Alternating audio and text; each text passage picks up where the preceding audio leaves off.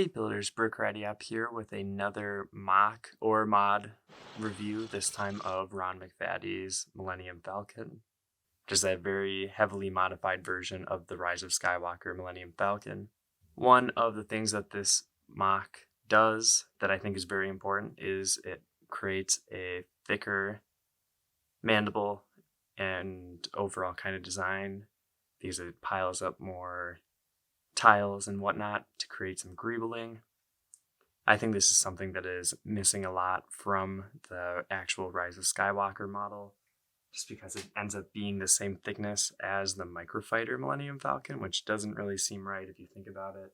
And I think this creates a more smooth transition throughout the design and just looks better, especially since it can stack up the light gray and the dark gray on the front there, just creating some color difference and with that texture difference as well.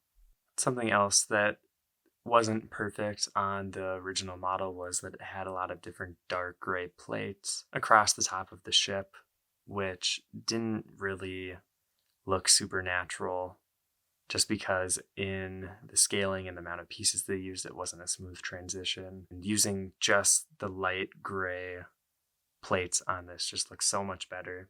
You can see right there the gun design is changed. It still can move a bit, but it is a little bit more fragile, as you can see there. It just popped off. I think the flick fire missiles look a lot better than the ski poles, which were in the original design. And it's one of those things, if it pops up every once in a while, it's not a big deal. I'm sure for people that are going to be putting in the money and the time to modify this set aren't going to be playing with it, so you get it in the position that you wanted it and it'll just stay there. Another thing this model does is add more detailing to the bottom and closing up some of the gaps which were present there. And with that greebling, it did add a bunch of different colors too that are on the actual Millennium Falcon design. Looking at the one that I have right here though, you might notice there are some differences, and that is because I did go ahead and add my own modifications to the design. And it is just personal taste for me. I thought having more texture on this adds a bit to it. I added some lightsaber hilts onto those stud bar pieces back there.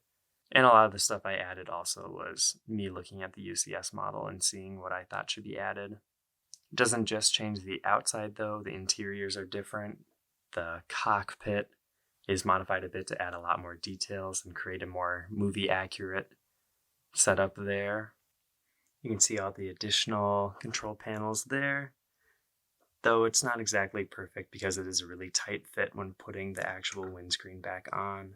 But again, if you're looking for something that looks really great, I think it's worth it.